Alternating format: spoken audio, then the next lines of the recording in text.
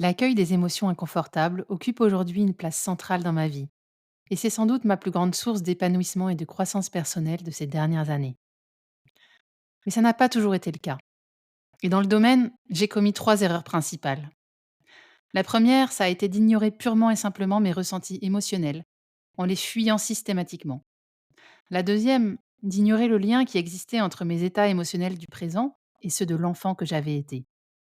Et la troisième, de croire que j'avais définitivement guéri de mes blessures. Dans ce podcast, je te raconte mes prises de conscience, en espérant qu'elles viendront éclairer ton chemin à un moment où tu en as besoin. Bienvenue sur Osta Vibe, le podcast qui t'aide à assumer ta singularité, prendre pleinement ta place et révéler ton potentiel unique. Je suis Claire, ingénieure agronome de formation, devenue en 2023 coach d'un nouveau genre, le genre spirituel et intuitif. Dans ce podcast, je te partage en toute vulnérabilité les hauts et les bas de ce cheminement intérieur dont j'ai fait ma priorité, et les prises de conscience et outils qui ont changé et changent encore ma vie, et me permettent aujourd'hui d'embrasser avec confiance mes différentes facettes.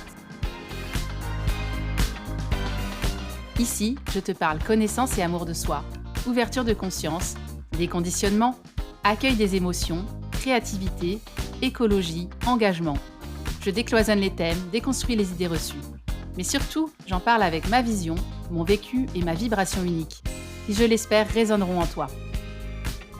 Que tu sois à la recherche de ce qui te fait vibrer ou sur le point de te lancer dans ton projet de cœur, j'espère devenir le rendez-vous qui t'inspire, crée en toi des déclics et t'accompagne semaine après semaine à révéler un peu plus au monde ta vibe unique.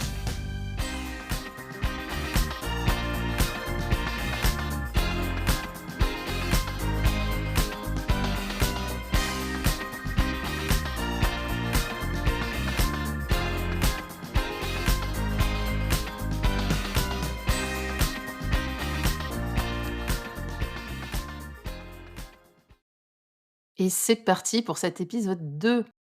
Mais avant toute chose, j'avais envie de te remercier d'être encore là à m'écouter.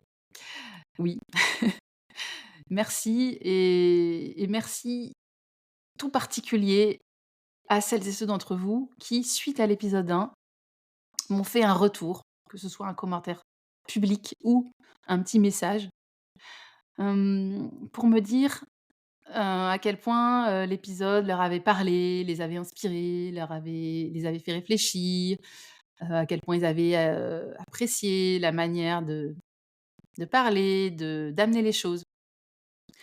Il y a pas de mots, en fait, pour dire ce que j'ai ressenti, à la lecture de ces retours. Parce que, quand on envoie un peu comme ça une bouteille à la mer et en sachant pas forcément, si ça va trouver un écho, là, de se rendre compte qu'en fait, on a créé de la connexion avec les autres et qu'on les a aidés d'une certaine manière, c'est c'est incroyable et ça m'a permis de réaliser que suivre un élan du cœur, c'est oui, c'est super, mais en fait, c'est surtout quand ça rencontre l'autre, en fait, que ça prend tout son sens et que ça devient magique. Parce que là, on réalise qu'on est en train de contribuer. Donc vraiment merci, merci beaucoup pour tes retours et un merci tout particulier à celles et ceux qui ont joué le jeu de l'algorithme Spotify, hein, pour le dire comme ça, en me laissant un commentaire public, en s'abonnant au podcast, en ajoutant l'épisode à leur playlist de favoris, en me laissant une note de 5 étoiles, en partageant le podcast. Tout ça, en fait, c'est ce qui va faire que le podcast demain va pouvoir être découvert par des personnes, qui ne le connaissent pas, qui ne me connaissent pas et qui va pouvoir, aider des personnes au moment où elles en ont besoin. Donc, merci beaucoup. Moi, je pense que c'est le début d'une grande aventure, je le sens et toi, tu pourras dire que tu étais là depuis le début. Voilà. Et donc ah oui, j'oubliais. J'ai vu qu'on pouvait faire des petits sondages, sur Spotify, donc si tu m'écoutes depuis cette plateforme, j'ai mis un petit sondage pour savoir ce que tu fais en écoutant ce podcast. J'avais vraiment envie de pouvoir t'imaginer un peu plus et j'aimerais beaucoup que tu me racontes, ce que tu fais en écoutant. Voilà, raconte-moi. Raconte-moi dans ce petit sondage et donc maintenant, place à l'épisode 2 où on va parler donc de ces ressentis émotionnels inconfortables et surtout, de ce qu'on fait avec. Alors pourquoi parler de ça? Eh bien, déjà parce que je m'y suis engagée dans l'épisode 1, donc maintenant, j'ai plus trop le choix. Mais c'est vrai que je me suis posé cette question. Pourquoi aborder ce sujet-là dans un podcast qui s'appelle «Ose ta vibe» et dont le titre et la pochette pourraient quand même, laisser imaginer quelque chose de plus léger, de plus funky. Mais si on revient un petit peu à ce que ça veut dire, «Ose ta vibe», parce que c'est vrai que j'en ai pas parlé de ça, mais oser sa vibe, alors en soi ça veut rien dire, on est d'accord. C'est un pur néologisme et je trouvais que ça sonnait bien, voilà, c'est tout et puis j'avais envie qu'il y ait le mot vibe parce que ce mot-là, c'est un mot que j'utilise souvent, pour, pour décrire ce qu'une personne peut avoir d'unique, en fait. Et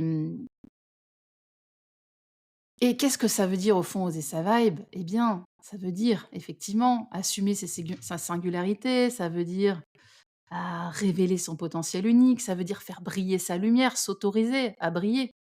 Hem, Ça veut dire prendre sa place, ça veut dire embrasser ses différentes facettes, ça veut dire être authentique. Tout ça, c'est des expressions pour dire la même chose. Et en fait, pour faire ça, il y a vraiment 2 pans, hein, je dirais. Il y a un pan assez évident qui va être d'aller se connaître pour comprendre quels sont nos talents, quels sont nos dons innés, quelles sont nos forces. Apprendre à cultiver, une énergie, assez haute, comprendre ce qui nous fait vibrer et le faire davantage. Tout ça, bien sûr, ça va contribuer à ça et c'est super important et dans ce podcast, je vais parler d'ailleurs de certains outils, moi que j'ai découverts ces dernières années et qui sont extraordinaires, qui m'ont permis de gagner, je pense, des années et des années dans ce domaine-là. Donc il y aura bien évidemment des épisodes qui vont parler de tout ça, patience. Mais il y a un autre pan aussi, un petit peu moins, je dirais, populaire, un petit peu moins positif en apparence en tout cas, qui est d'aller en fait retirer, libérer, nettoyer ce qui nous empêche de vibrer, en fait, pleinement aujourd'hui. En fait, si je prends l'analogie d'une lampe, hein, imaginons que nous, on est des petites lampes et qu'on est venu, ce pourquoi on est venu ici, c'est, pour pleinement briller et éclairer ce qu'il y a autour de nous, hein, c'est quand même la fonction d'une lampe. Eh bien, il y a 2 moyens de le faire. Il y a, augmenter l'intensité de l'ampoule, donc ça, c'est tout ce que j'ai dit autour de, connaître ses forces, ses talents, vibrer et cetera. Il y a ça, bien évidemment, mais il y a aussi que, si je fais ça, mais que je le fais à travers un abat-jour qui est tout crasseux et qui est complètement obstrué, j'ai beau augmenter, l'intensité de l'ampoule, ça va pas servir à grand chose. Donc il y a vraiment, vraiment ces 2 aspects qui vont ensemble et qui, en fait, je dirais c'est un va-et-vient de l'un à l'autre, hein. Et d'ailleurs, je pense que si tu es dans un cheminement un peu conscient, toi aussi, tu l'as remarqué. Il y a ces phases où on est plutôt dans le côté, je révèle mes talents, je vibre et cetera. Et puis des moments où on est moins dans l'expansion, on est plus dans une sorte de contraction, où on revient un petit peu à l'intérieur de soi et on fait un travail pour libérer certaines choses. Et en fait, c'est sans arrêt ça. C'est un va-et-vient et il faut l'accepter d'ailleurs. En fait, c'est totalement naturel d'être dans ce va-et-vient et on ne peut pas lutter contre en réalité. Mais bref, je referme cette parenthèse, mais donc cet épisode-là, alors j'avais moi pas forcément pensé dans ce podcast commencer par ça, hein. C'est sûr que je pensais d'abord plutôt aborder des choses plus, comment j'augmente l'intensité de l'ampoule. Mais il s'est trouvé que dans mon premier épisode, j'ai commencé à te parler du cheminement que je vis moi-même à travers ce podcast et du coup, je n'ai plus d'autre choix que de te parler, de cet aspect de libération émotionnelle puisque, de toute façon, moi, sortir ce podcast, ça m'a amené à être là-dedans et que j'ai déjà un peu commencé à aborder ce sujet dans l'épisode 1. On va donc parler de ce sujet central que sont, les ressentis émotionnels inconfortables. Et je vais commencer par un fait assez étonnant, c'est que, je t'avoue que moi, il y a 3 ans de ça, je ne savais pas ce qu'était une émotion. Je ne m'étais jamais posé la question. Et pour mes 37 ans, bon moi aujourd'hui j'ai 40 ans, mais donc il y a 3 ans j'en avais 37 et ça allait pas bien à cette époque, hein, je dois dire. Ça n'allait pas bien du tout, j'étais un petit peu dans une impasse et j'ai fait un week-end avec une amie de longue date, une amie d'enfance qui m'est très chère et qui se reconnaîtra et pour mes 37 ans, en octobre 2021, elle m'a offert, une BD qui s'appelait «Émotions, enquête et mode d'emploi». Je ne sais pas si, c'était juste, une idée comme ça qui lui a pris ou s'il y avait une intention plus profonde derrière, mais en tout cas, hem, c'est ça qui m'a mis, moi, le 1er pied, je dirais, dans tout ce monde, j'aime pas trop dire dev perso, mais je dirais de ce cheminement intérieur, en fait. Et cette BD, alors qui est super, hein, je te la recommande vraiment si toi non plus tu ne sais pas ce que c'est une émotion. Et dans cette BD, alors j'ai pas mal oublié, il faudrait que je la relise, mais il y avait déjà donc comprendre ce que c'est une émotion. Et alors il faut savoir que emovere, enfin émotion, ça vient du latin emovere qui veut dire mouvement.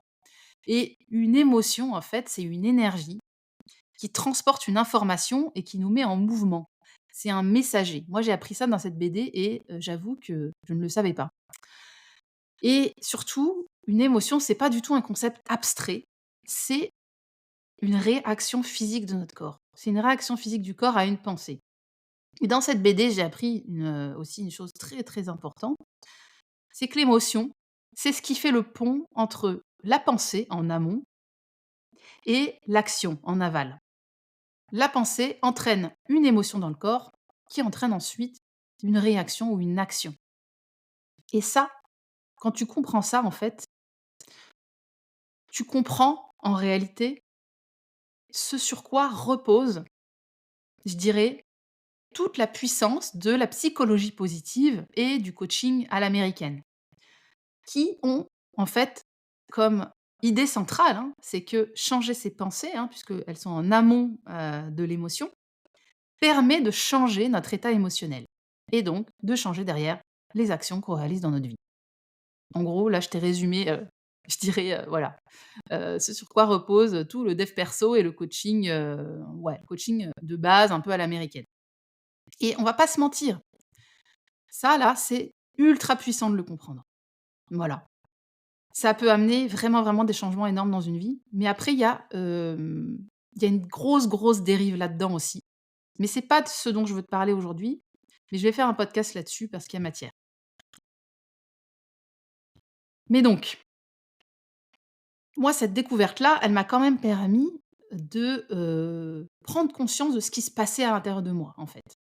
Parce que moi, je vivais avec des pensées qui tournaient en boucle dans ma tête toute la journée. Ça aussi, je ferai un podcast là-dessus sur le mental, et sur comment reprendre un petit peu quand même le contrôle de notre mental et de nos pensées parce que, ben, moi, c'est un très, très gros sujet chez moi. Et donc j'avais toutes ces pensées-là comme ça, que je prenais d'ailleurs pour moi-même, hein, et que je croyais, que je prenais pour vraies et qui me déclenchaient comme ça des émotions, qui donc, contrôlaient mon état émotionnel et donc ce que je faisais ou ce que je faisais pas dans ma vie. Il y a quand même eu vraiment cette grosse prise de conscience, hein, et le fait que j'étais pas obligée de subir ces pensées en boucle et de subir, les émotions que ça me déclenchait. Mais ça m'a surtout amené donc toutes ces prises de conscience, à commencer à simplement prendre conscience qu'il se passait des choses à l'intérieur de moi et que je pouvais observer ce qui se passait à l'intérieur de moi. Et donc à partir de cette époque, j'ai commencé à un petit peu tourner mon regard vers l'intérieur de moi et ça, c'est absolument, enfin, je veux dire, il y a eu un avant et un après pour moi. Il y a eu ce moment où je me suis dit: «Mais je peux regarder à l'intérieur de moi ce qui se passe, quoi». Et en fait, ce qui s'est passé, c'est que alors bien sûr, ça a amené plein de changements positifs dans ma vie, un mieux-être, énorme, plein, plein de choses. Mais ça m'a aussi progressivement montré que j'avais quand même à certains moments de la journée, un espèce d'état émotionnel latent, qui était pas très confortable en fait. Et le souci, c'est que j'avais beau essayer, d'identifier la pensée qui me déclenchait cet état émotionnel, la situation dans ma journée qui avait pu me déclencher ça, et beh, j'arrivais pas vraiment à faire un lien. J'arrivais pas à faire un lien entre mon quotidien, ma journée et cet état émotionnel latent. Alors tu sais, c'est c'est un peu alors il y a un sketch de Gad Elmaleh où il te parle, tu sais, de ces moments où il est pas bien et où il dit, ces moments de: «Je sais pas ce que j'ai». Ouais, je sais pas si je le fais bien, mais Il dit, il y a des moments où: «Je sais pas ce que j'ai» et d'ailleurs, quand les autres te demandent ce que tu as, tu dis: «Je sais pas ce que j'ai». Alors si Jean-Michel, si tu as pas la ref, et bien va écouter, va regarder le sketch, Gad Elmaleh, la cigarette parce que, non seulement tu vas passer un très bon moment et puis, et tu vas comprendre la ref du coup. Voilà. Mais, on a tous, hein, tout ça pour dire qu'on a tous ces états émotionnels inconfortables, qui bon, chez moi, je le matérialise un peu comme une espèce de sensation de brouillard là, gris, qui monte un peu progressivement et qui prend possession de moi. Et pour ce qui me concerne, si je devais mettre des mots sur cette espèce de brouillard gris, c'est un mélange de culpabilité. La culpabilité, elle est toujours très présente. Il y a de la mélancolie, ce sentiment aussi de pas être assez, de jamais faire assez, de pas être à ma place, d'être incomprise des autres. Voilà, à peu près, là, je t'ai résumé en quelques expressions, en quelques mots, le grand thème de ma vie, jusqu'à ce que je commence à prendre conscience de tout ça et à en sortir. Mais voilà, j'avais vraiment ces fameux moments comme ça, c'était souvent, le soir en rentrant du boulot. C'était aussi le dimanche en fin d'après-midi, et ça pouvait être aussi quand j'étais en télétravail toute seule chez moi. Et ce que je faisais dans ces moments-là, je parle au passé parce qu'aujourd'hui, je ne le fais pratiquement plus, mais j'avais un comportement de fuite parce que j'avais pas envie de ressentir ça, en fait, donc plutôt que de rester avec ça, j'adoptais, un comportement de fuite. Alors moi, c'était beaucoup du grignotage, heu et d'ailleurs, je parlerai sûrement du rapport à l'alimentation dans un autre podcast parce que je sais que c'est un thème qui parle à beaucoup d'entre vous. Moi, ça a longtemps été un sujet pour moi, ça l'est plus du tout maintenant, mais en tout cas, c'est un sujet dont je peux parler. Et donc, voilà, j'avais globalement beaucoup ce comportement-là. Et puis il y avait aussi d'autres comportements de fuite, regarder des sites de fringues, faire des achats compulsifs, binger des vidéos sur YouTube. Mais, je dirais que, ouais, dans les comportements de fuite les plus fréquents qu'on peut avoir, il va y avoir, le fait de scroller sur les réseaux, le fait de binger des séries, les achats compulsifs, le grignotage, j'en ai parlé, le tabac, l'alcool, les drogues aussi parfois, et ça peut même être et ça c'est assez étonnant et on s'en rend pas forcément compte parce que c'est des comportements assez valorisés dans notre société, mais, le sexe ou le sport à outrance peuvent aussi être des, comportements de fuite dans certains cas. Quand c'est fait en excès et ça peut être néfaste en réalité pour nous, pour notre santé. Mais donc, je voyais pas très bien quelle était l'origine de mon mal-être en fait. Je trouvais pas et j'avais l'impression que, ces découvertes que j'avais pu faire dans le domaine du dev perso, elles trouvaient un petit peu leurs limites. Mais là où j'ai finalement trouvé une porte de sortie, par l'expérience finalement et qui peut être un peu contre-intuitive, c'est que j'ai appris progressivement à observer ce qui se passait à l'intérieur de moi et à simplement rester avec ce que je ressentais. Au début, c'est pas facile, mais hem, mais à force d'essayer de le faire, on finit par y arriver et j'ai réalisé quelque chose d'assez extraordinaire et donc je te le dis là parce que ça mérite d'être dit. C'est que quand tu restes, en fait, assis avec ton inconfort émotionnel et que tu es simplement en train de l'observer. Donc c'est-à-dire que tu te focalises uniquement sur ce qui se passe dans le corps, sur le ressenti dans le corps. Eh bien, comme par magie, au bout de 10, 15 minutes peut-être, ça finit par se dissoudre. En fait, d'observer ce qui se passe, ça permet de se désidentifier de ce qui est en train de se passer, donc d'être justement juste un observateur de ce qui se passe à l'intérieur de soi et ça soulage en fait les choses. Et moi, je crois vraiment que s'il y a bien un apprentissage dans mon cheminement qui a été déterminant, c'est ça. C'est d'apprendre à rester avec ma souffrance, d'apprendre à rester avec mon ressenti corporel inconfortable, hem et de me familiariser avec ces ressentis et d'apprendre à respirer à travers. Respirer à travers, ça va vraiment permettre de soulager encore plus rapidement l'inconfort émotionnel et ça permet de réaliser que, on reste que la vie en fait, qui nous traverse est plus large et plus vaste que ces ressentis émotionnels inconfortables et que la vie qui nous traverse peut dissoudre, en fait, ces émotions difficiles. Voilà.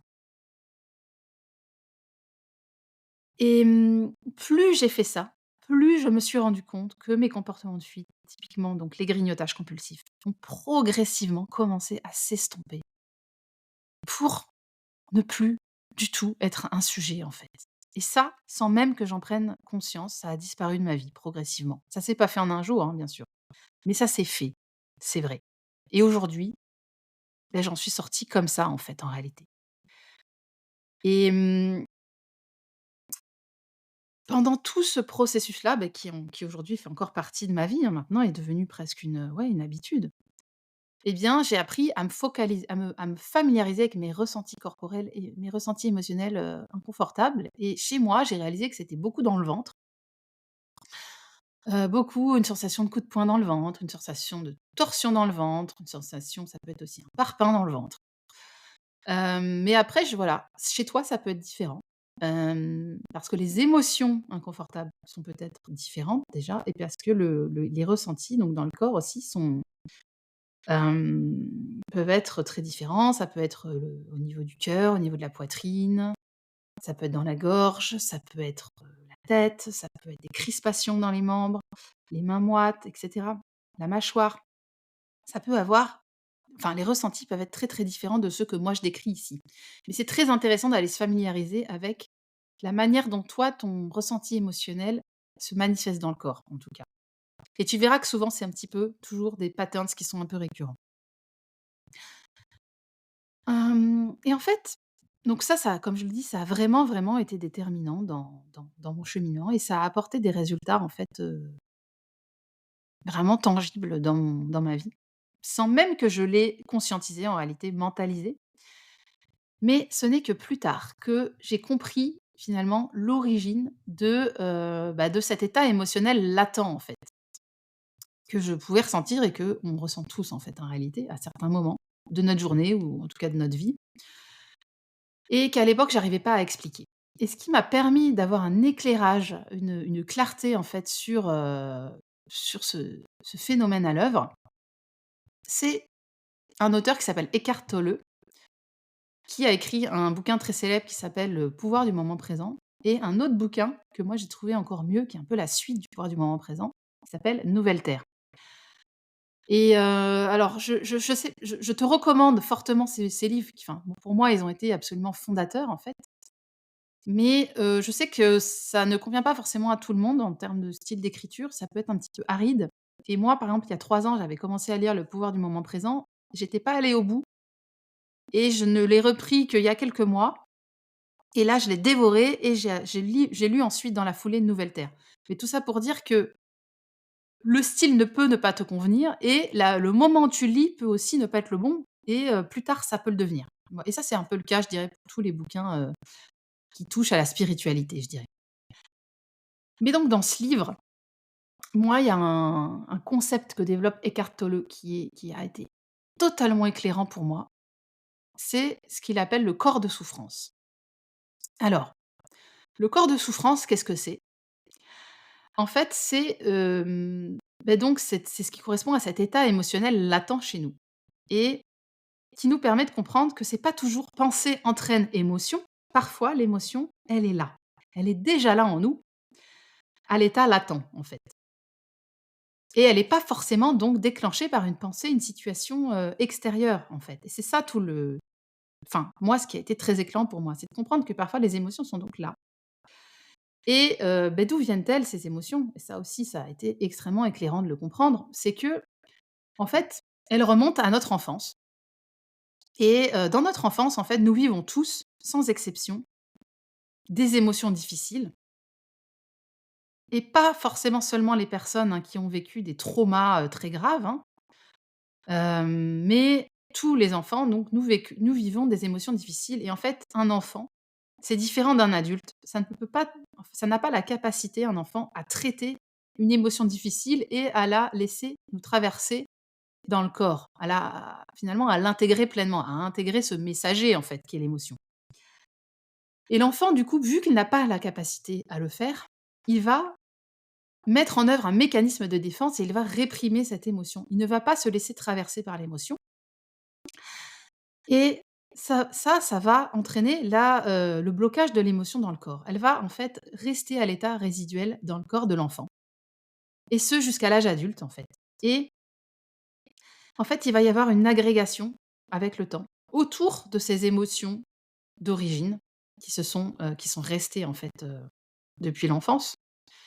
Un petit peu, vous savez, comme un grain de sable là et au fur et à mesure, donc enfin, les grains de sable dans une huître qui va finalement, au fur et à mesure, former un agrégat et former une perle.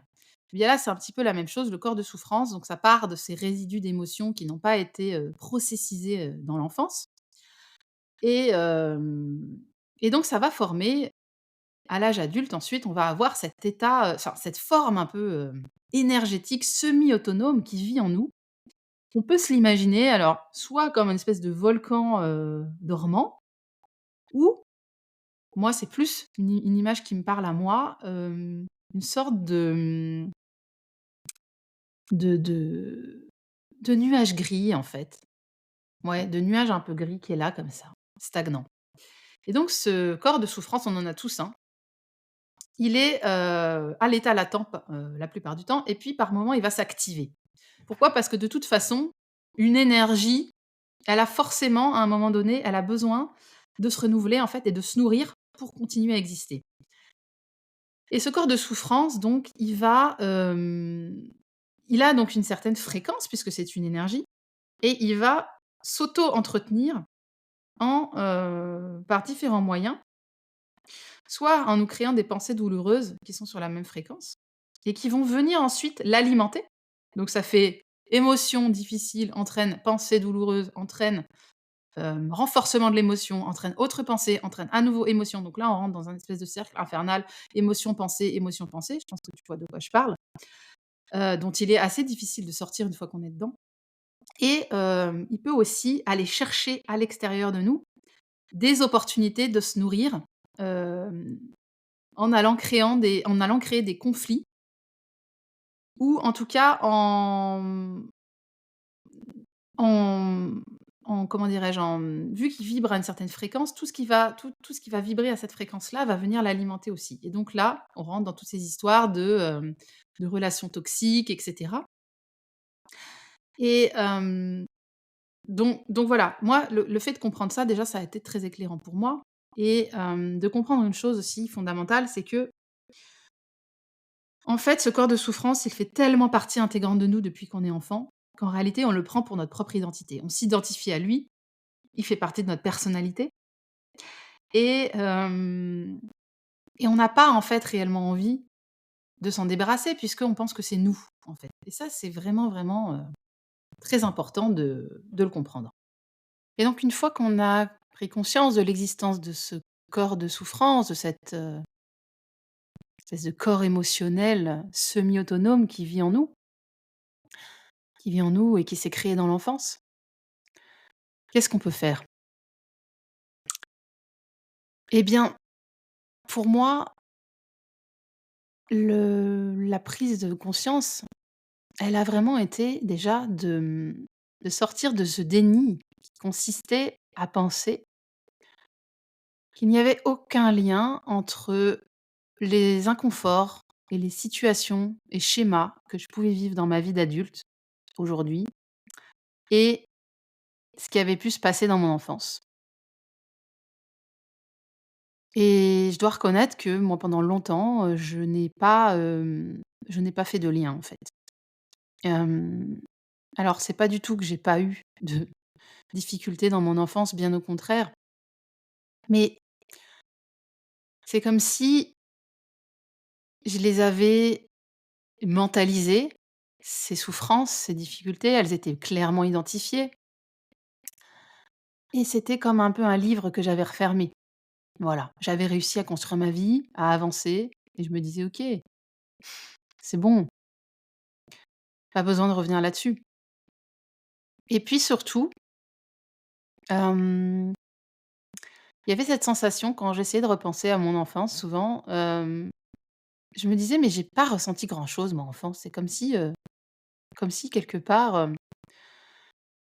je, mmh, enfin, j'essayais de réfléchir aux émotions que j'avais pu ressentir et j'avais l'impression d'avoir rien ressenti et d'avoir vécu un petit peu dans ma bulle, en fait. D'ailleurs, j'étais une petite fille qui était beaucoup, beaucoup dans mon imaginaire et ouais, dans ma bulle et hem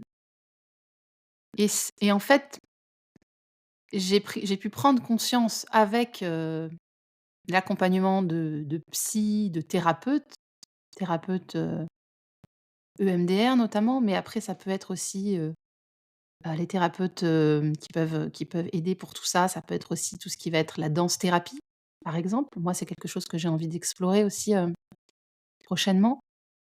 Mais en tout cas, ces professionnels-là, qui sont formés à ça, m'ont permis d'aller faire des liens quand même entre mon vécu d'aujourd'hui d'adulte et puis ce qui a pu se passer, dans l'enfance et notamment dans la relation, aux 2 figures, hein, qui nous impactent le plus dans notre enfance, que sont nos parents, en fait.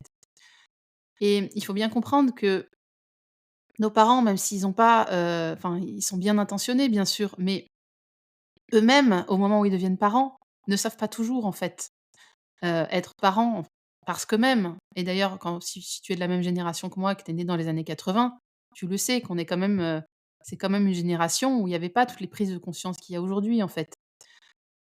Et donc, sans le vouloir, ils nous ont, heu, ils nous ont blessés ou et en tout cas, on a grandi dans un climat émotionnel qui était aussi celui de nos parents, en fait, et qui nous a forcément impactés. Hem et donc qu'on le veuille ou non, il y a eu des émotions difficiles, mais elles n'ont pas forcément été ressenties. Et ça, moi, ça a été une grande prise de conscience, de me dire: «Mais c'est pas parce que j'ai pas le souvenir d'avoir ressenti, par exemple, de la tristesse enfant, qu'il y a pas eu de la tristesse. C'est simplement que je me suis pas autorisée à la ressentir». Et cette tristesse, elle était bien là et aujourd'hui, eh bien, elle impacte.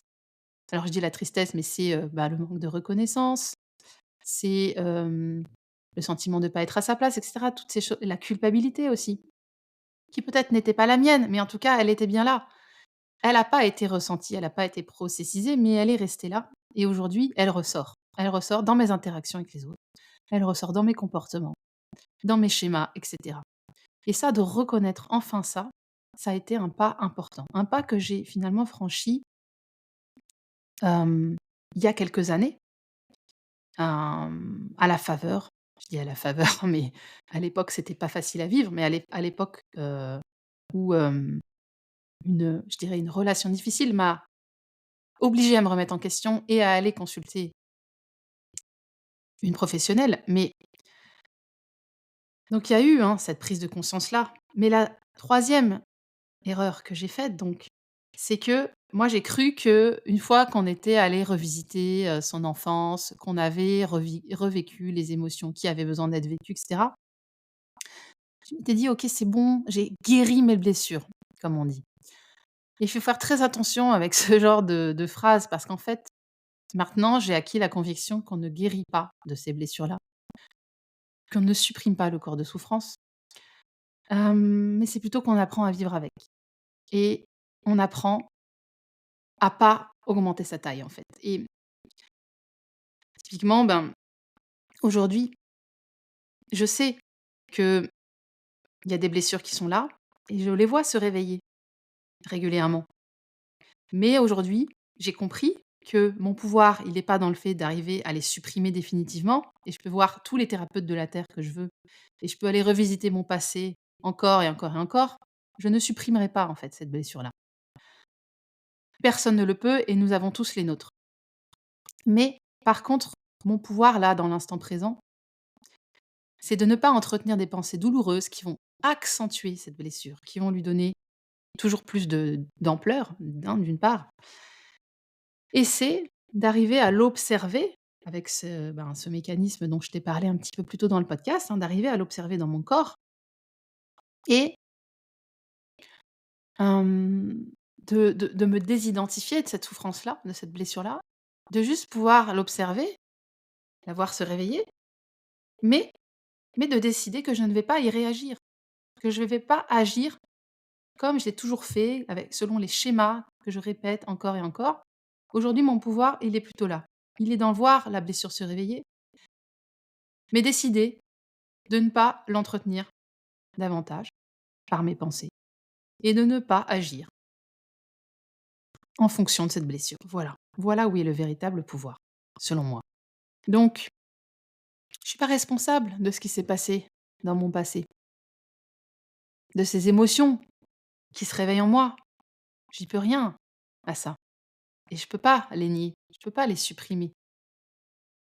Mais j'ai le choix aujourd'hui de décider si ça continue à diriger ma vie ou pas. Voilà le vrai pouvoir. Et je te laisserai donc avec, une fois de plus, des petites recommandations pour t'aider de manière un peu plus concrète par rapport à tous ces sujets et que tu vas pouvoir appliquer dès aujourd'hui, dès demain, prochaine fois que tu vas ressentir de l'inconfort, grand ou petit, dans ta vie, dans ton quotidien.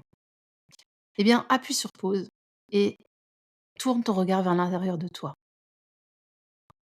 Concentre-toi sur tes ressentis intérieurs, sur tes ressentis corporels,